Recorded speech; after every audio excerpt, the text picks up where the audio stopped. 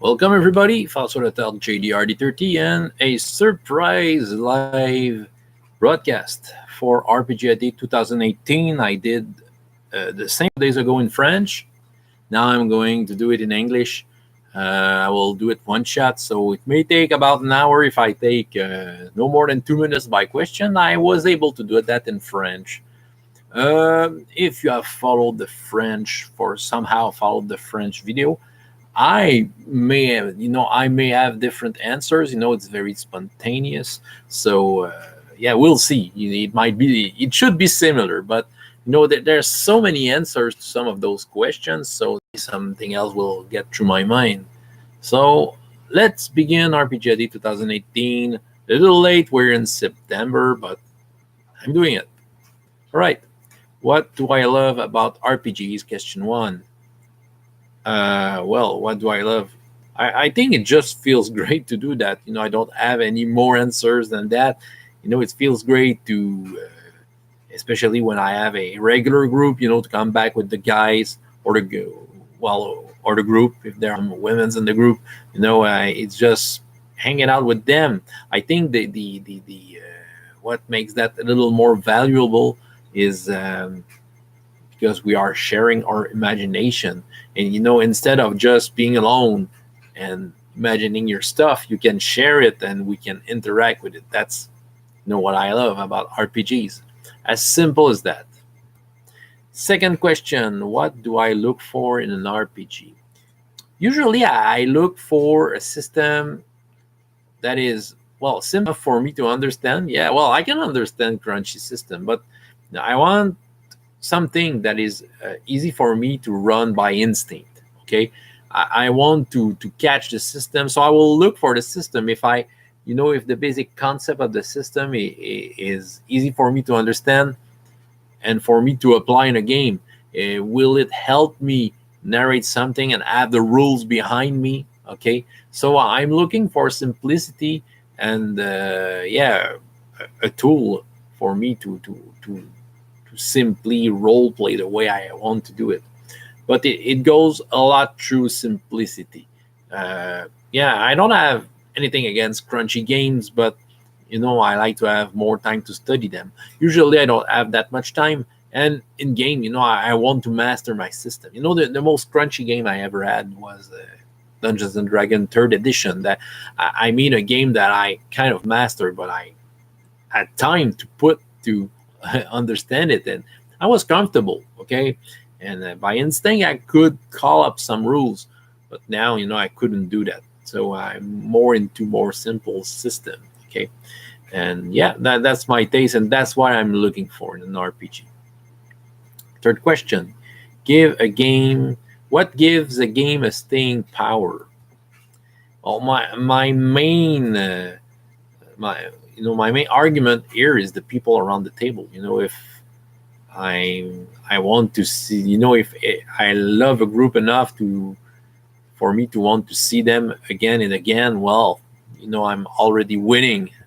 I already want to stay. Of course, the game itself has to have some quality. Hey, yes, hi Anthony. So the game quality itself, it may have some arguments, but the people, if I'm enjoying the people around the table, I could handle game that has less interest for me just because of the gang. But of course, if I have a good game uh, and campaign IDs that want me to know more, and a game system that can bring me through all what I want to explore in a game, yeah. And I have some games that I just want to play just for the kick to see how far can I go with it. Well, these are some arguments for staying power. It's very general, but yeah, that is the three main reasons for staying power. Okay, most memorable NPC. I know that my friends and Anthony is watching me. Yeah, well, they talked about Eugene. Well, of course, Eugene is a little special. Never thought that he had that effect, but I think it's just this kind of NPC that I created the NPC for my character Briscoeur in All for One, the perfect counterpart, and it just fitted well. But Eugene was kind of good in any other positions into that campaign, and anyone who portrayed Eugene made a great job of portraying that character, and that somehow the character has evolved way beyond what it was supposed at first. It's the lackey that had a real evolution in the game. So yeah, honorable mention to Eugene. If I will talk about most memorable NPC. I remember an NPC I did in a Dungeons and Dragons game, kind of 20 years ago. A child girl was some sort of an avatar, and she could touch the people and they would die without a saving throw. Okay. But the group kind of wanted to protect her, but it was a trap that they discovered many games after. But they shouldn't have protected her because she was a real danger. She was called Cheota.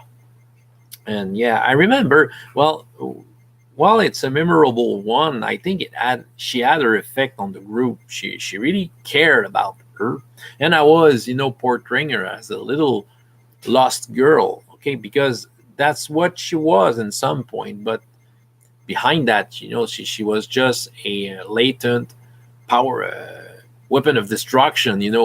About to explode, and so.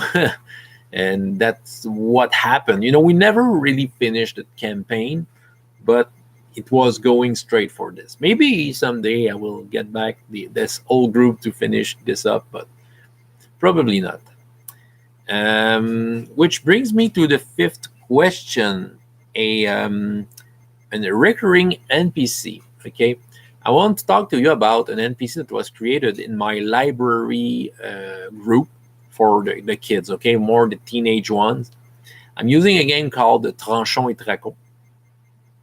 And we created the world. Okay, we created the map with the help of the kids. I let them fleshed out the maps and find the names. So some of the names are silly, but I roll with it. It's been a little more than 3 years, I think. We begin that campaign. What is particular with that campaign is that it's a public service. So from one game to another, it's not exactly the same group, and I can have a player maybe for 4 or 5 sessions and then won't see him again, and someone else will take his place, and some older players will do that, maybe play 4, 5, 6 times. I won't see them for a year, and then boom, they come back. So there's a rotation in the heroes. So I do a series of one shot, but there are some arcs in that, and one of them is that NPC called Johan. Johan has been introduced on the first game. It was inspired by the background of one of the characters. He was a childhood friend of that character, but he was a bad guy. Okay, back then he was a knight of the kingdom, protecting the king, but he was trying to betray the king, and the characters, the adventurers, discovered about that. So there was that big adventure trying to stop his plans. Then he was stripped down from his knighthood and was exiled. And okay, somehow that character did lots of bad into the kingdom. He released the dragon that destroyed the city, and stuff like that. But somehow they remember about that character, and at some point they had to go into a pirate city. It was lots of sessions after, and they discovered who was running the city, and it was him. It was Johan. He was now a prince merchant. So they had to deal with him, but they hated him. And and it's been like that. Okay, once in a while he pops out. Johan gets in the game, and every time even though the players are changing quite often, at least one of them remember the guy, because at least one player has played a game where he popped out, and when he comes back a couple of sessions later, we'll say, "Oh no, not him!" And that NPC has its effect on the group and the campaign in general. And the newer player who don't know who is this guy will totally buy what this other player who has dealt with him in the past is saying. And every time they just jump into the Johan effect. Johan is a prince merchant, a leader of pirates, but he is always well dressed. Has nice hairs. He's a polite guy. Some kind of a noble, but he's a king with his sword.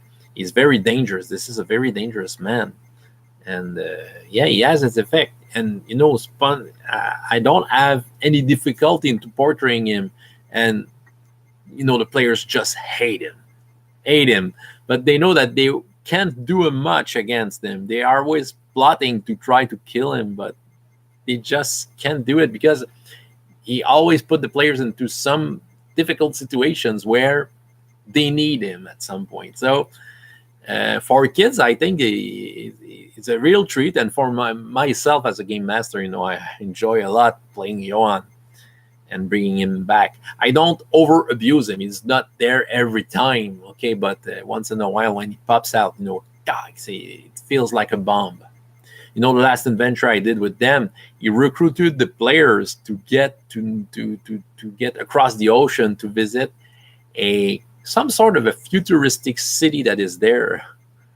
Yeah, oh yeah, Johan is a special one. Well, the kids always, when I mention Johan, oh no, not him again.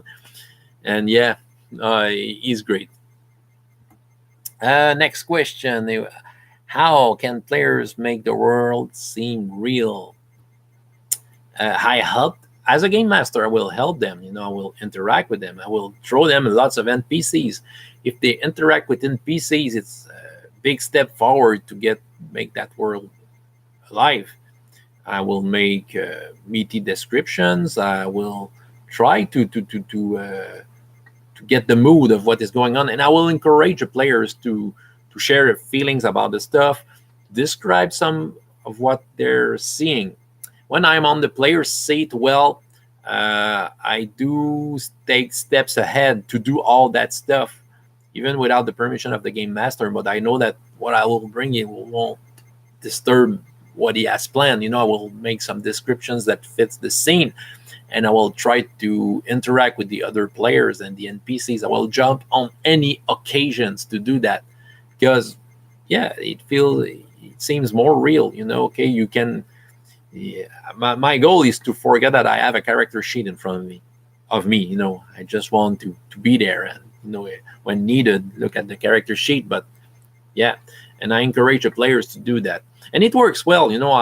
I once in a while I have players that are hardcore D&D players, or knows their sheet by heart and will work with their sheet. But I just take them out of that to help them, put more color into that. Seventh question: how can the GM make the stakes important? Well, Anthony, you're listening to me, but if I just say the name Margot, I think how can I make that? I think it's taking the character, knowing the player characters, okay, and knowing what's important to them, and put them in front of difficult choices concerning them. It's as easy as that. The world may be on fire. There may be thousands of dragons putting fire everywhere. But if your little sister is stuck in a village and, okay, in the story, but the great bad villain is doing more bad somewhere else, and you can do something about both, but you can do something at the same time. Okay, this makes stakes higher. Okay, this is a crude example, but I think it's just taking what listening to the players, taking what they have created for the character, and then put that into the game. It makes them feel important. But yeah, it's so much fun. 8th question: how can we get more people playing? I basically, in my job, I'm doing that in the library. I'm getting more people. I'm introducing lots of kids to role-playing game. It's just being public about it. That is how I do it. I'm fortunate enough to have a job that allows me that. Okay, um, but it has its effect. It creates a real that the kids are really faithful to the library after that. It will tie them to the service a little more, but through role-playing games. Okay, so, and what's cool about that is because we're not in a closed place to play, the people see us play, so there's lots of witness. It's just being honest about it. It's just playing, having fun, people witnessing, and maybe remove some of the mysteries that may be around those games for the people who don't know what it is. They will see a bunch of people having fun, and yeah, it's just showing it to the public. And the live plays is a little way to do that. If someone is browsing through YouTube, they may find some of the games. Some of them are more public friendly, like Critical Role. Okay, yeah, and yeah, they're doing a great job. It's very public friendly, and it may help to get more people to the game. I don't run after people. I know that if I'm doing it in a public way, people will come because they will see that it looks cool. Okay, 9 question. How has a game surprised you?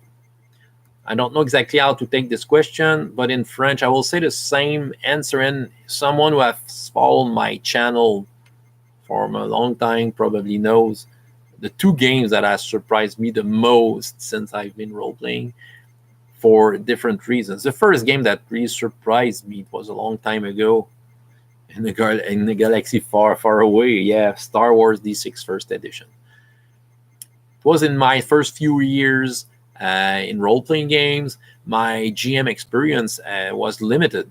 It was it was I've played Redbox D&D and Marvel Superheroes. Marvel Superheroes was an excellent game. For me, it was better than D&D in my opinion. And then I bought Star Wars into that time period where Star Wars was not popular. Yeah, kids, those times existed.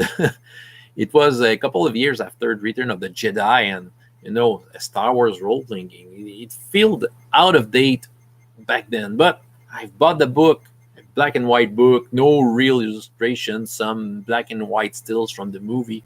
But I remember that I liked Star Wars. I liked playing with my action figures, and I began to read the book, and it kind of exploded in my face. That was a real surprise. That was the game I was searching for. I had a style of play that I wasn't understanding back then. Looking back at it, I knew that what I was searching for, and yeah, that game just provided me the tool I needed. Something instinctive, easy to run, and yeah, lots of good games got through my hand throughout the years. The second surprise was something unexpected.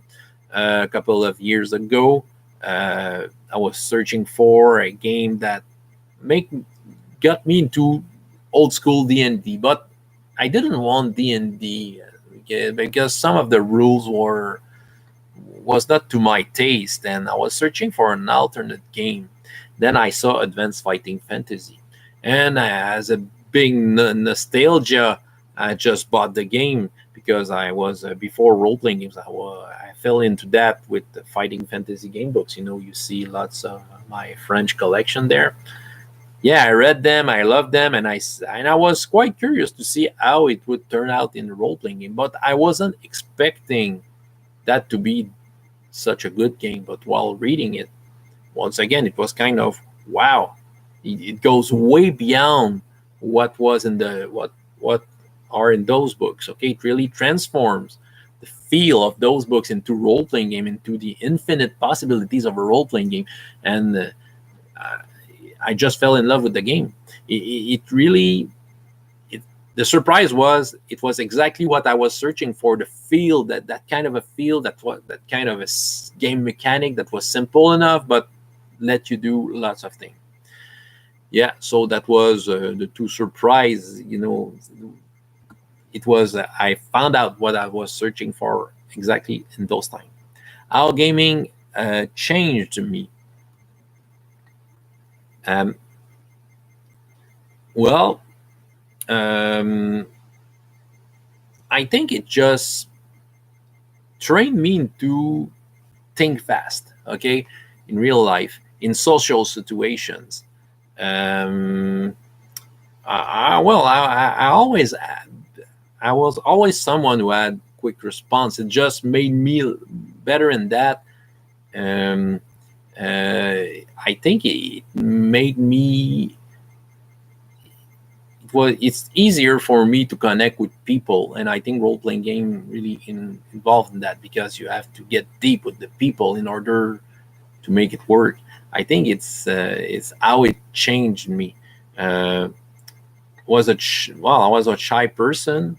I think it's way it's common to many people, but I'm less shy. I can put aside the shyness to approach the people and talk with them and say get them to communicate with me. I think it's in that way it has changed me. 11, the wildest character name. I have two to propose. I want to make an homage to my brother, and the first character as a GM I've made a player role, and it was my brother. Redbox D&D, the Moldve edition, the BX, and I took the character sheet, 3d6 straight down, first stat, strength, rolled 3d6, bang, 18. It was epic. So he decided to call his character Piff Dong, which means nothing. Piff in French might mean a nose. It's a kind of a funny word for a nose. And dong, it's the sound of a bell. Okay, Piff Dong. Well, I was 13, he was 11, so silly names were flowing. But it was it, that character kind of became a legend and with a silly name. So yeah, I think I remember him a lot because of that. And the other name, yeah, it wasn't a live role playing game. It was in a LARP. I didn't make lots of LARP in my life, but I remember that one where I played a guy called JK. The two letters, okay, JK. Why JK? Why is this a special name? Maybe you saw it, but there's a French short movie that went out maybe 15 years ago, which is called Farador. It's made by some guys from Quebec, and I think it has been seen hundreds of millions of times around the world. It has been subtitled in English, and it's a kind of a funny movie. And one of the actor is portraying a warrior, and no, it's not that. One of the player just want to make it short. He's making fun of the names, yeah, of the two other characters, and he say, "Oh, you must have names with lots of J and K to make it sound more medieval." That's a joke. That's a running joke. And back then, that movie was quite new, and it was kind of the big thing. And I came to the LARP saying, "My name is JK." So everyone was looking to me like that. But I think the name, everyone remembered my name because I had a JK because it sounded more medieval. Sergey, wildest character concept. Lots of them, of course, but the one I talked about in my French video because that's what I remember. Um, my brother again.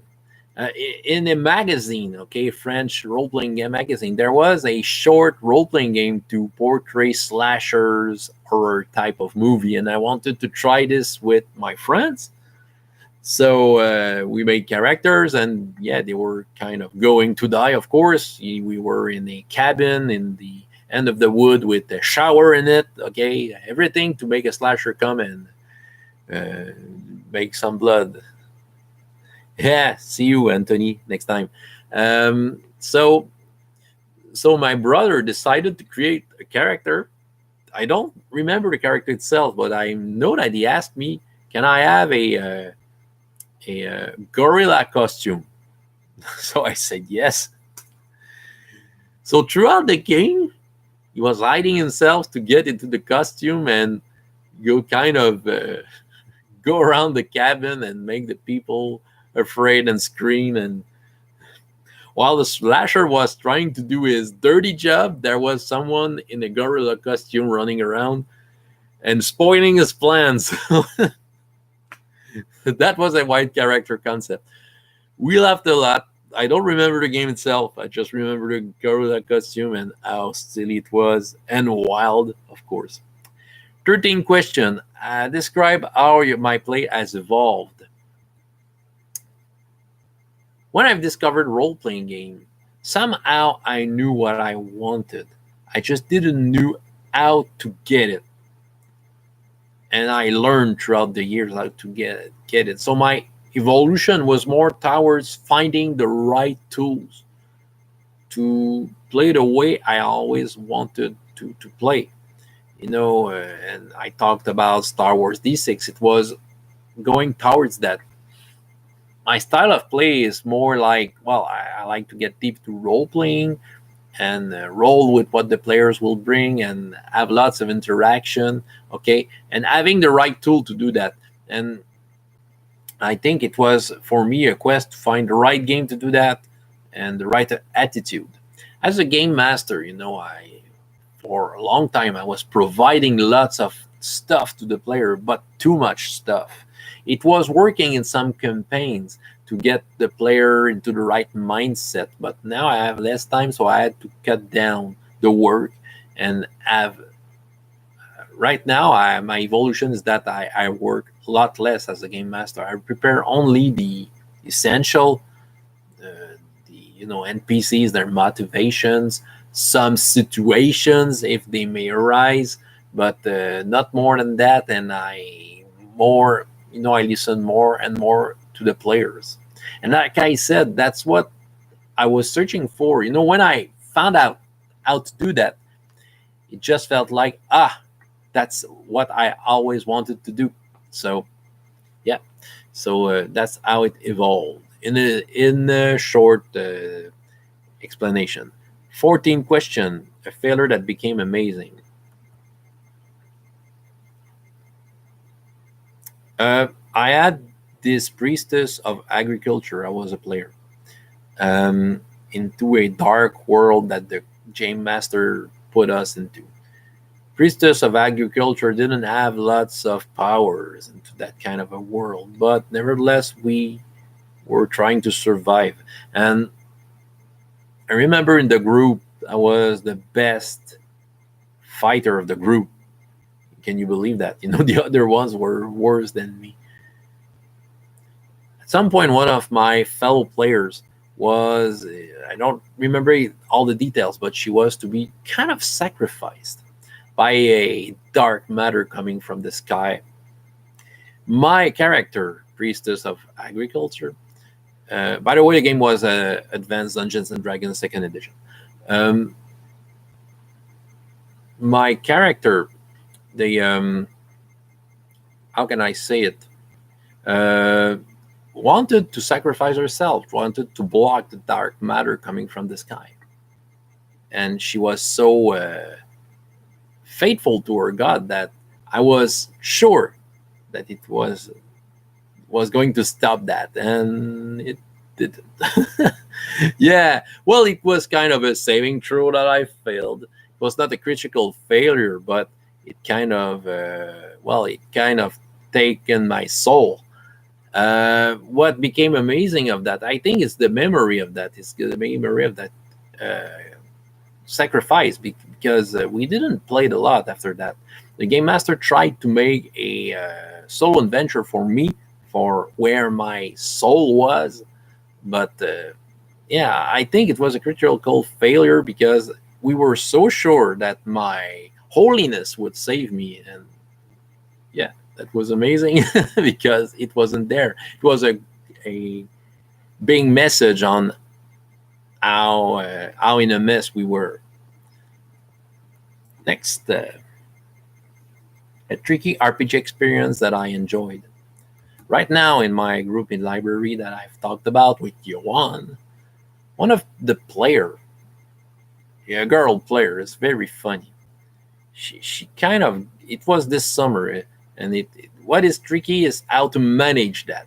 Okay, she wanted to have a demon. She came and around the table saying that she wanted to have a demon. It was completely independent of what was going on with the adventure, but somehow it could fit. Okay, but it was hard to get her follow the group and you know help them in difficult situations because beside that she wanted to have a demon and she was strict about it. I want a demon. I want to be a friend of a demon. She asked me, how can I have a demon? And somehow, good game masters will say yes. So, but with some dice rolls. And I told her, well, make some sort of a reason check to see if you've ever heard of that. She made her reason check and succeeded. So I had to reveal her a recipe to have a demon. So on the fly, I was inventing that. But she took her character sheet, turned it over, and was writing everything I was saying. And I was saying, you need some spices and some plate rocks with stuff written in that, and you have to be in that position. And I was, saying anything. She was writing that. And throughout the adventure, she was searching for all the ingredients. Somehow I had to say yes, okay, with some dice roll that she succeeded. And in the game we're playing, Tranchons et Traquons, there are some cards given to the player that the cards have effect on the game. And I don't know what the cards they have. It's that she had the card that make her succeed rolls automatically. There's one card like that, okay? She had it. So that somehow the most difficult role I would put her, the most difficulties I will bring to her, well, it wouldn't matter. She had the card to break that. So somehow she made come the worst demon of all, which is a demon of destruction. And okay, so the demon decided to take her in her hand and asked her, what city do you want me to destroy? She chosen a city on the map. Okay, he kind of teleported there with her, made a speech to the city to see, you see that girl, she's the one who summoned me, and now you will see my wrath and my powers. And he destroyed the city, put the girl in front of the city that was, that has been destroyed, and just got away. It was tricky because she had a clear goal. In a campaign, it's more manageable. It's not real campaign. These are tied one shots because it's a public service. And like I said, I may not have exactly the same set of players every time. So I can't go into a real campaign. I can have arcs for some player characters that are coming back and giving them some of the stuff that relate them to what they have done before, and maybe have something to give them for to please them when with what sorts of objective they have. But this was a clear objective that could make her go, completely another way with the group. But somehow I managed to, the tricky part was I managed to keep her with the group, and at some point the group followed her. Even though they didn't want that, they are in the same mess as her. And throughout the summer, I was lucky enough to have mostly the same group every time. So every time they felt concerned about that city that was destroyed and that demon and that girl still wanting, even though the demon got away, she was still calling for him and all that. So it became good points for me to get the players involved with that story. But yeah, it was tricky because fit her in the campaign, but it's still tricky, I must admit. It's lots of work when she's there. Some session, the next session she won't be there, but in 2 sessions she will be there, and I am expecting her to ask me to talk and be the friend of that destroyer demon. But it it gave me some good ideas to how to deal with that, because it brought lots of problem into the kingdom. Next question. Sorry. My plans for my next game. My next game should be Cortex RPGS. Maybe I will have something before. Maybe that game with the library. But if I'm talking about RPGS, um, Cortex, um, I'm looking forward to it. Cortex is a game system that I love. RPGS, the way I run it, my experiment with RPGS, I will talk a little about it. It's an experiment. I have the RPGS super setting, which is a collective work with lots of kingdom in that. And I want to play every one of those kingdoms separately with a different game every time in one shots. Okay, it's like some kind of an experiment to promote RPGS and to prove that it can work with any system. And the next system will be Cortex. The kingdom will be Anoran. I have lots of ideas. I won't spoil anything here, but I do feel good about the next one. Some of the earlier RPGS one shots were a little trickier to organize, especially the last one. It was weird with the Kingdom of Fishmans. Was able to get something, but it's I don't feel it as much as the next one, so I raised the bar. But yeah, it will be with Cortex and the Anoran Kingdom. My best compliment I had while gaming. Well, beside the usual that was cool on the internet and all that, I have maybe two mentions. Anthony, that was there a couple of minutes ago, well, made one to me through a whole video analyzing the Margot one shot I did with him. The Margot one shot was very hard for me to do. I did want to push the limits of the game and the character through something unusual. And it was taking a big risk because it could have been very bad, that game. It could have been a very bad idea, but it worked. He bought what I was getting to him, and he just fleshed out the rest by his play. It was a very gratifying game, and I think the best compliment I ever had was his video taking the whole game and analyzing it. I never thought that I would have been analyzed in my life, but I think it's just felt great. It felt great, and I think it's a way for him to say that he appreciated it. The other part, I think it's the parents of the kids I'm running in the library. I do some hero kids for the younger ones. For the older ones, this is Tranchon et Tracon. And I have great compliments from parents saying to me, "Oh, my kids has hard time socializing, and through this, he really wants to get there, and he kind of opens up more." Or what else? My kid is very shy, and now he's not shy anymore. He expresses himself way more. It opens up its imagination. I have praises from the parents and the kids themselves, of course, but the parents are quite open to how good role playing is, and thanking me about how great it is, and asking me if there's more of that offered to the kids. And well, I'm pretty much one of the few who's doing that in my region, at least. And yeah, I wish I could do more. I enjoy playing with kids. I never thought I would say that someday, but Hero Kids is awesome. It's awesome to play with them, to get into how they conceive the world. And yeah, and their smiles just tells everything to me. Their excitement is some kind of a compliment while gaming. I'm a very lucky person to be able to do that, in my opinion.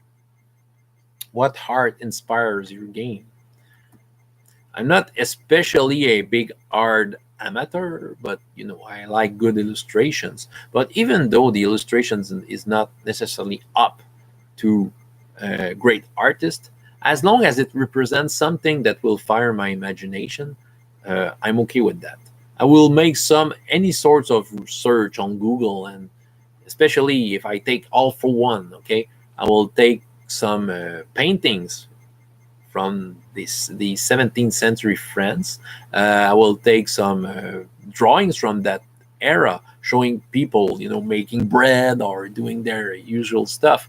Usually, these are not great pictures, but it just shows me enough for inspiration. Otherwise, I would like to see movies. I will read about that, read novels. I have read, if I take again all for One. I've read The Three Musketeers again, and I'm reading right now, 20 years after. So I'm getting into it through literature and movies, of course, watching movies to see cool moves by Musketeers and trying to bring that into the game. And the next question is about music. What music enhance my game? I don't use music in game. Uh, because for me it's too much distraction. I'm a musician in my beside my job at the library. I do work in the music industry. When I hear music, I do analyze it. It's kind of my brain kind of work when there's music playing. I kind of hear everything, so it's too much of a distraction during a game because I will lose my focus. Though I like to hear some musics when outside of the game that will inspire me. Um, one one fun fact, okay, or something that happened to me a couple of years ago. I was preparing a game of Metamorphosis Alpha. If you know that game, you know that it's kind of weird. It's the first science fiction game that ever been published. On the official Facebook group of that game, I was searching for music that would inspire me the mood, maybe to give me some guidance through what I was preparing. And I asked the question, what music would do you think would fit Metamorphosis Alpha? And the most definitive answer came from to me from James Ward himself. He's part of the group, of course, and he's the creator of that. If you don't know who is James Ward, well, go read your story of TSR. He's the guy. He was there, when TSR opened officially. He played, he worked on many classic stuff from D&D and many other games. He created Gamma World. And so himself came and said to me, well, I will put the Star Wars soundtrack. And kind of, okay, that's the music that would inspire you for Metamorphosis Alpha. So that was that heroic part. I wasn't seeing that much into Metamorphosis Alpha, but the creator of the game itself would say, yeah, well, that's what I would hear. So yeah, that was something that inspired me. Otherwise, I would, well, All for One, coming back to it, I found some music, period music from that period of time, just to hear what my character would hear. And yeah, it gets me in the mood. And I remember while I was working on some Stormbringer Elric modules, I was listening in heavy rotation to Hawkwind, which is some sort of a space heavy metal band of the 70s.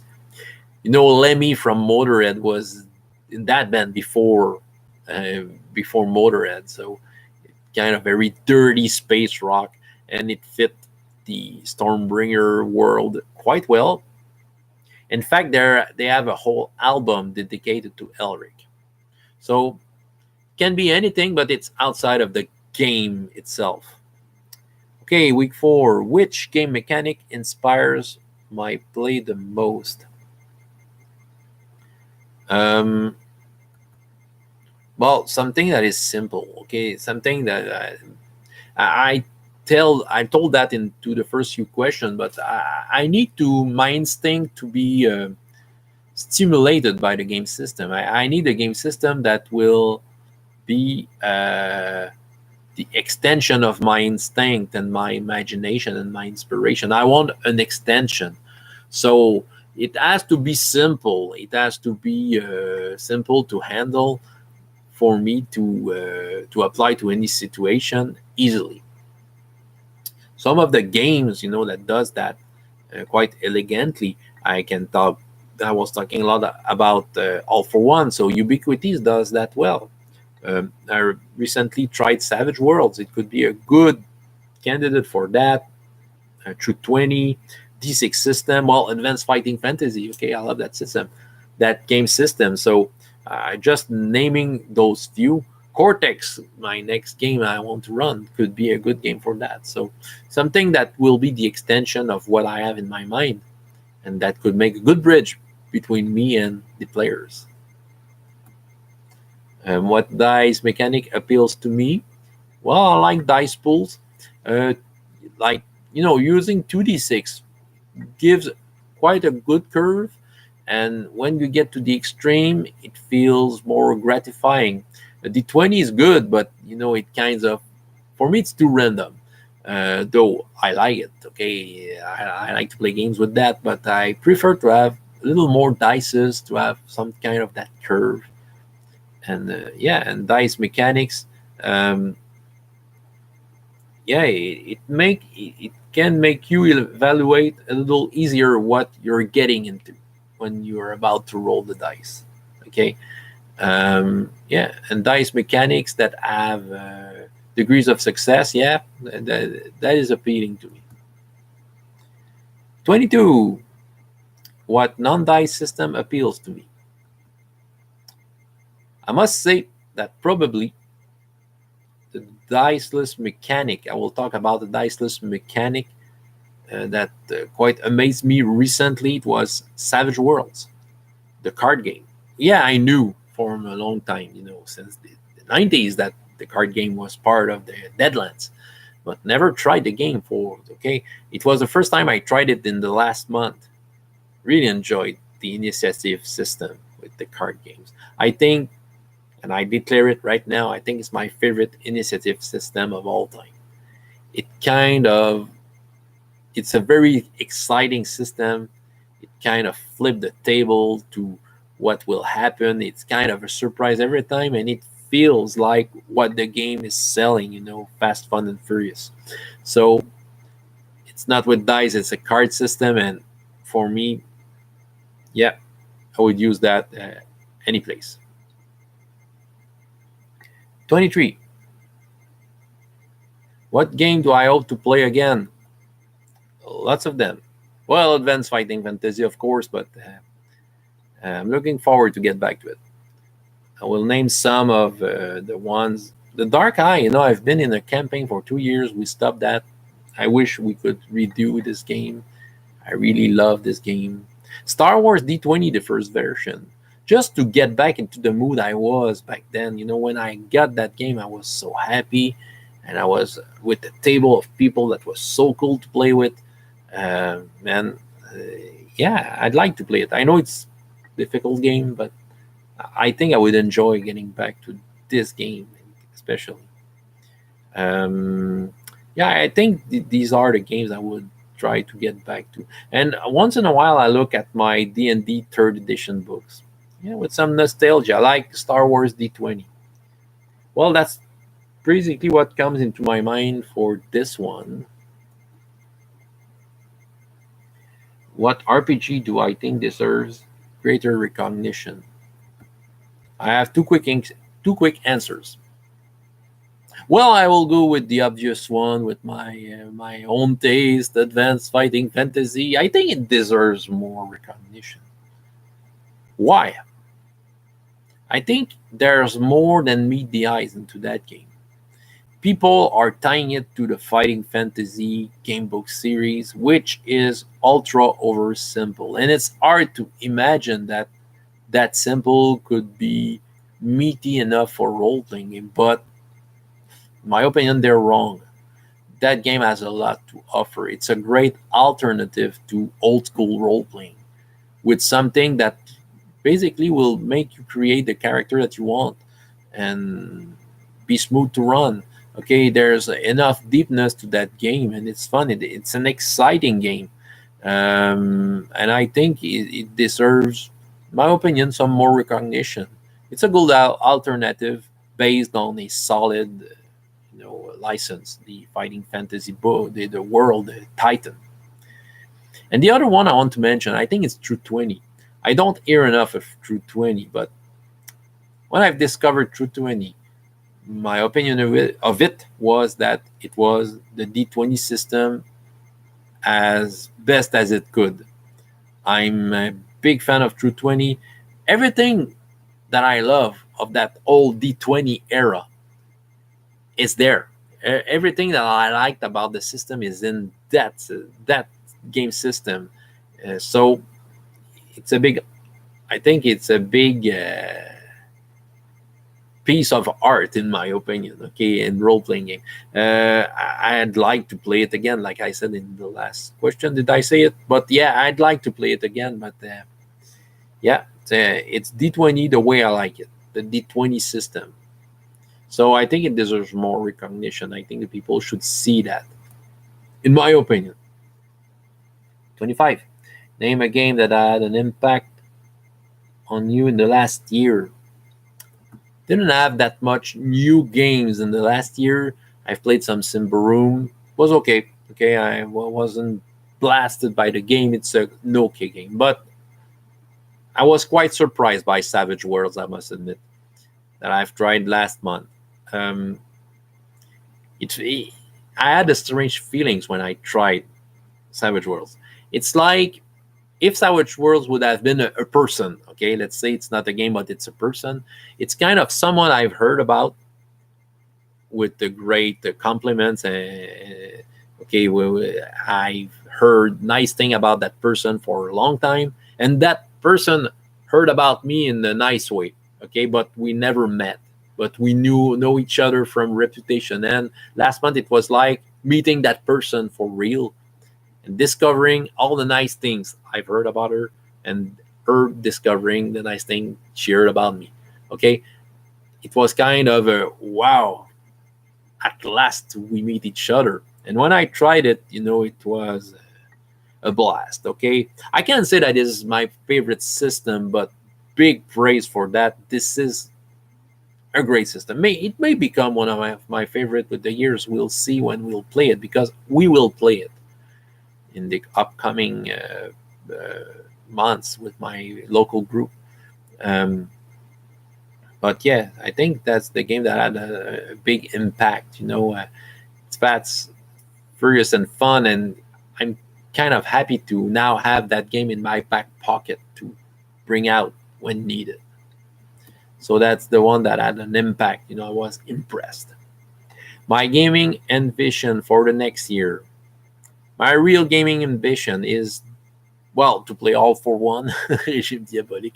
This is an ambition because we don't play as much as we would want to. It's difficult to reach with our schedule. That is some sort of an ambition because I want to get involved into that game. But besides that, this is my RPGS project. I've talked to you about it a couple of questions back. RPGS. I want to get through it. It's doing well this year. I've been able to do some of them. Get through all the 16 kingdom.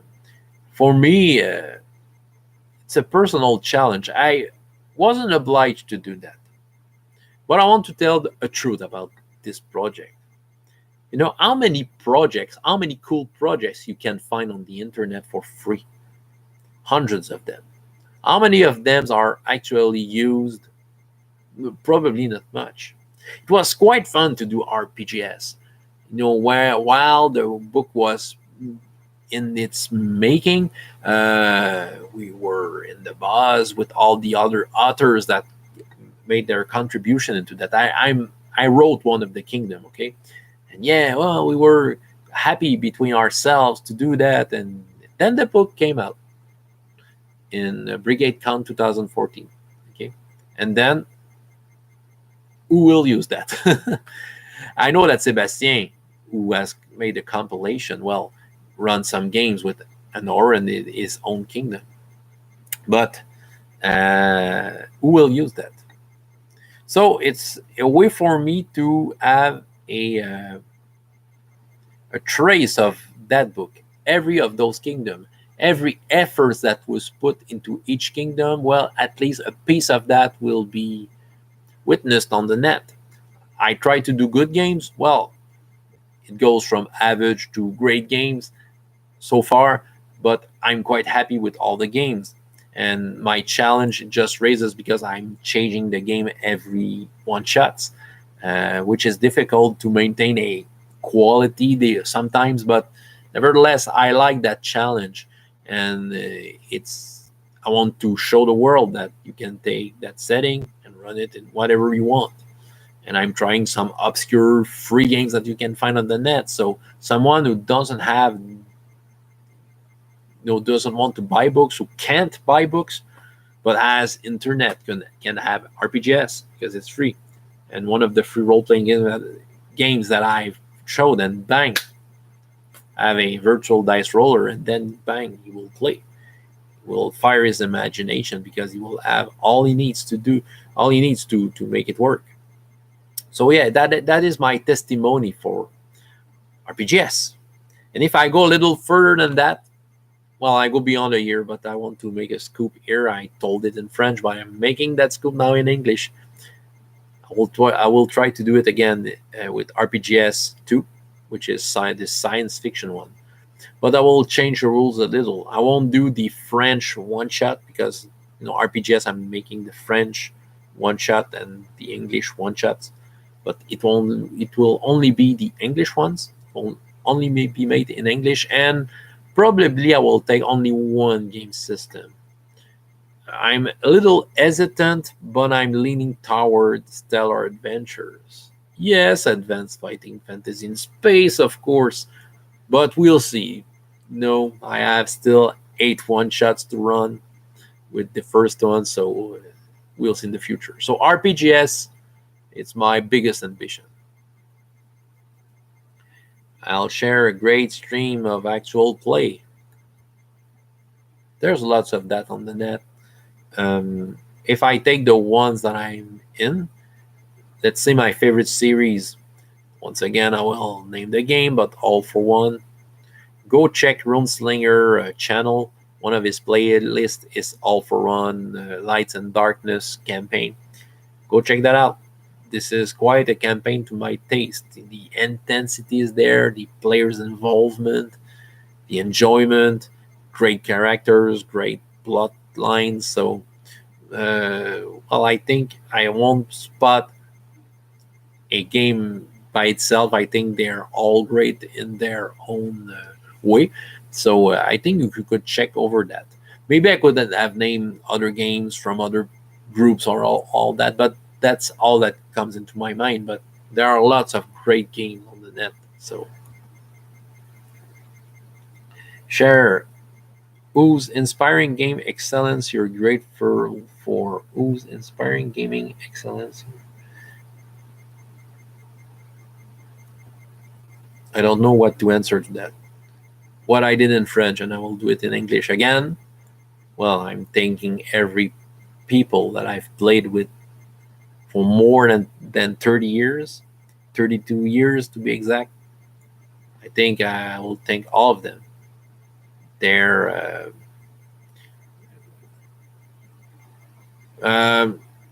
just for sharing together that. Okay, role playing game, sharing our imagination, sharing our laughs, sharing everything we love about that. So that is the excellence. It's we did this together. Share friendship, yeah, because of RPGs. Lots of them. Most of my greatest friends were met through role playing. Well, I have lots of great friends that I've met through other, social ventures. I had lots of rock bands in my life, so I can tell that all the musicians that's been on stage with me are my brothers in music. But role playing games, I have some great friendships.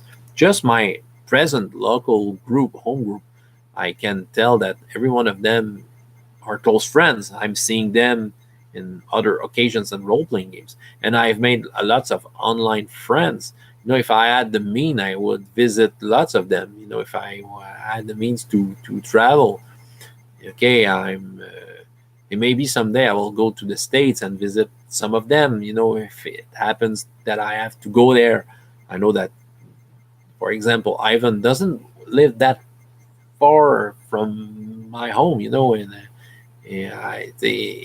so it's possible. But some online friends from Quebec province, some of them I've met them for real, and I do make stuff with them other than role playing games once in a while. And just last weekend, I got to a derby demolition derby show with one of my fellow that I've met through YouTube. Okay, and with him, we were both with our families, and we had a great time. Of course, we talked about role playing games, but the main focus was to bring the kids to see cars being destroyed between each other. And yeah, the derby was quite fun. So lots of good relations and healthy friendships are being made there. Um, I think I will thank some people there, without being too precise about my personal life. But last month has been hard. Happens to everyone, and so some of the friends I've made through role playing has been, asked me what was going on, and I felt that I had an ear here. So I think it helped me in some way to get through some of this stuff, knowing that someone cared about this beside my close circle. And yeah, so I'm thanking some of the people that came, a couple of them.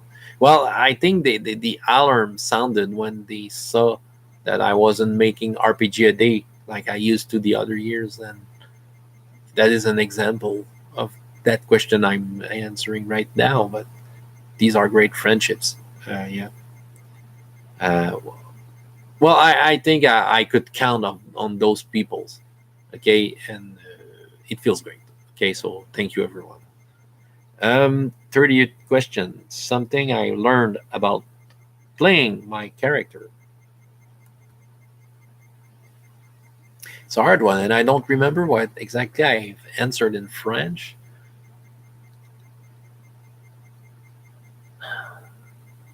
There's so much to learn playing your character. It can make you realize some of the real stuff from the real life, some realities that you're not into.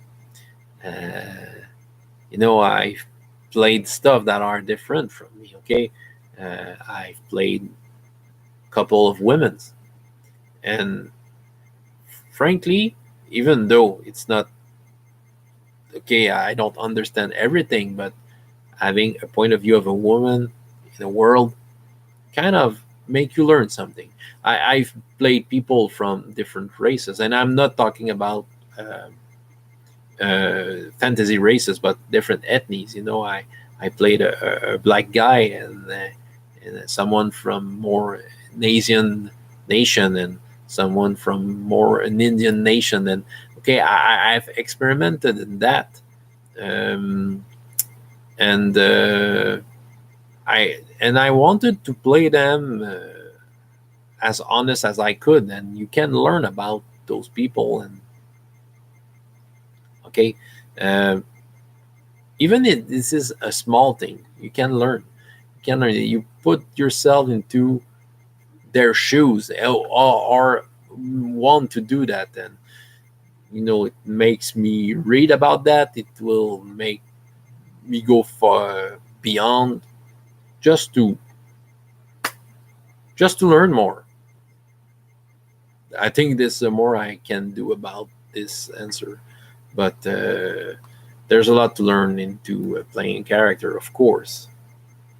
Why I take part in RPG a day? Well, why I finally took part? It's a tradition. It's a very positive movement, and I tried to answer it as positive as I could. I'm very glad to have done it again. I wasn't sure if I was going to make it. with my head is elsewhere these times around. Fortunately, I have role playing games in my life to make a good diversion of that. I have my bi-weekly game at home. I did one shots recently, one last week with Mornblade Gaming, Jeremiah McCoy and Ivan. It felt great to be there. And yeah, but I'm doing RPG a day because I want to follow the motion. I want to spread the word, like Dave Chapman would say. So yeah, and why not all answer the question at the same time? And I enjoy listening to the others that are making RPG a day. Must admit, this year I mostly watch the videos from the French community. But some of the English ones, like Anthony, Ivan, Dark Age of Role Playing, Juice 734, Moonblade Gaming, just to name those, I think I have followed them so far in RPGD to listening to their answer and being happy to hear about what they have to say. So that is my contribution, my modest contribution to RPGD this year. So yeah, I'm looking forward to take part next year, of course. But yeah, it's great to do that and spread the word and just talk a little more about our hobby. Right. That's about it. Thank you for watching. For those who was there, thank you for watching. If you're watching this afterward, feel free to leave some comments and ask questions if you want.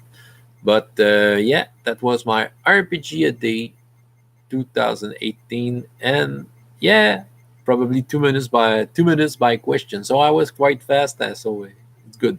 So take care of yourself and see you then. Bye.